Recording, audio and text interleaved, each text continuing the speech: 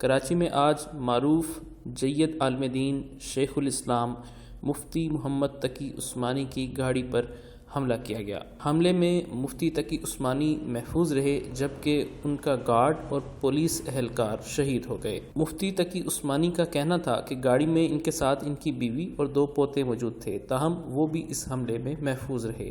مفتی تقی عثمانی نے بتایا کہ دہشت گردوں نے پہلے گاڑی کے پیچھے کھڑے ہو کر فائرنگ کی اور پھر وہ آگے چلے گئے اور سامنے کھڑے ہو کر فائرنگ کی۔ سب سے پہلے حملہ آور نے مفتی محمد تقی عثمانی کے محافظوں کی گاڑی پر فائرنگ کی، جس دوران ان کے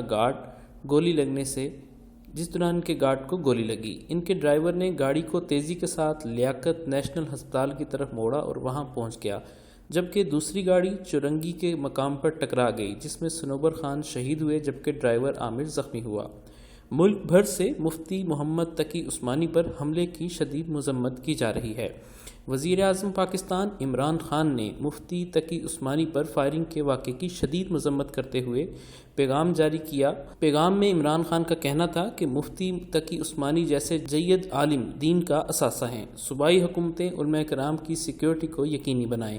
عمران خان کا کہنا تھا کہ مفتی تقی عثمانی پر حملہ ایک گھناؤنی سازش ہے، سازش کو بے نقاب کرنے کی ہر ممکنہ کوشش کی جائے گی۔ جمعیت علماء اسلام کے سربراہ مولانا فضل الرحمان نے اس حملے کی شدید مذمت کی اور کہا کہ ایک گہری سازش کے تحت علماء کو نشانہ بنایا جا رہا ہے، جبکہ جماعت اسلامی کے امیر سراج الحق نے اس قاتلانہ حملے کو قابل مذمت اور ناقابل قبول قرار دیا اور کہا کہ اللہ کا شکر ہے کہ مفتی صاحب اپنے خاندان کے ساتھ محفوظ رہے۔ یہ پاکستان میں انتشار اور افراتفری پھیلانے کی بڑی سازش تھی۔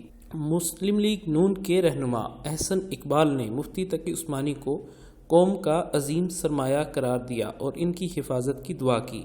ان کا کہنا تھا کہ ان پر حملہ ملک کو غیر مستحکم کرنے کی سازش ہے۔ مولانا سمیع الحق کے صاحبزادے اور جمعیت علماء اسلام سندھ کے سربراہ مولانا راشد الحق سمیع نے مفتی تقی عثمانی پر حملے کو امت مسلمہ پر حملے کے مترادف قرار دیا۔ جامعہ امدادیہ کے نائب محتمم مولانا زاہد نے قاتلانہ حملے میں مفتی تقی عثمانی کا معجزانہ طور پر بچ جانا اللہ کا اور پاکستان کا مسلم امہ پر احسان قرار دیا اور شہید ہونے والوں کے لیے دعائے مغفرت کی، جبکہ مولانا فیاض سواتی کا کہنا تھا کہ آج اس شخصیت کو مسمار کرنے کی ناپاک جسارت کی گئی جن کے والد ماجد کا فتویٰ قیام پاکستان کی تحریک کا اولین معمار ہے۔